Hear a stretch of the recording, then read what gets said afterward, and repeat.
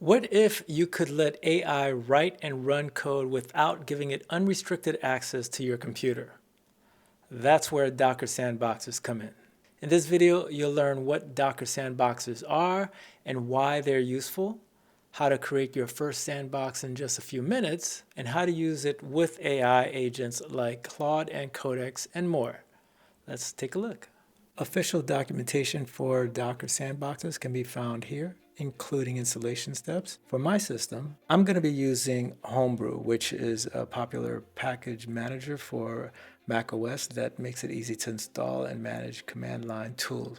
So the first thing is to tell Homebrew to trust Docker's official Homebrew tab, which is a repository where Docker publishes its packages. Next, I'll install the SBX command line tool. This is the tool we'll use to create and manage Docker sandboxes directly from the terminal. And during the installation, Homebrew will download the necessary files, install the tool, and then automatically clean up any temporary downloads and cache files. Once the sandbox is installed, I'll want to log in, and I can just type in SBX login. I'll be prompted from another window to authenticate, and all I need to do is just confirm, and immediately I'll see that I'm signed in as my username. And to double check, I could just check the version, SBX version, and once confirmed, we are good to go. Now that we've created a sandbox, let's launch two different AI coding agents. I'll run Claude in one terminal using the SBX run Claude command, and then Codex in another.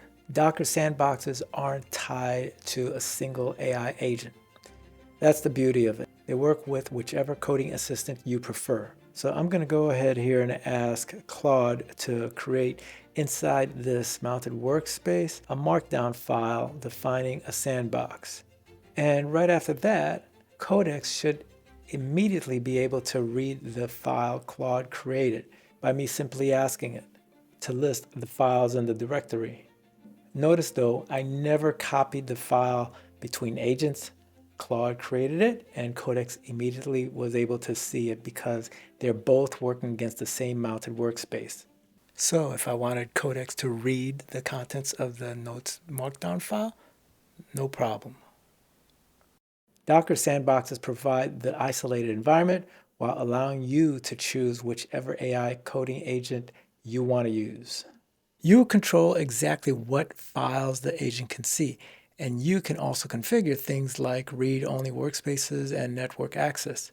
Let's take a quick look and ask what Claude can actually access. I'll ask, what directory can you currently access? And based on the response, you'll notice that it only sees the project I shared with the sandbox. It doesn't automatically have access to my entire machine. So for example, I could again ask in a different way, can you see my desktop? And we get the similar result, it cannot. But now that we could see how this sandbox controls what the agent can access, let's see what happens when we have multiple sandboxes running. I've created a new terminal and I'm gonna go ahead and create a second project here. Then I'll run SBX run Claude, wait for Claude to start, and this creates a completely separate sandbox for this second project. So let me go ahead and organize the sandboxes that I've had before. So we have our first sandbox to the left, we have Codex in the middle, and then our brand new second project on the right hand side. And I'll open up a fourth terminal and put that at the very top. And then we're going to run the SBX list command, ls, which gives you a quick view of every sandbox that's currently available.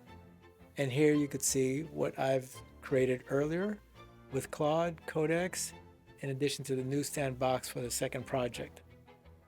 If I wanted, I could go to that new second project and then ask it what files are in here. And you'll notice that the sandbox only sees files that's currently there, which is nothing. It doesn't see the notes.md file that we created earlier because it belongs to another sandbox. And that's it. So what are your thoughts on Docker Sandboxes and what would you use it for? Let me know in the comments. And if you got some value out of this video, definitely hit that like button and don't forget to subscribe. I will see you in the next one.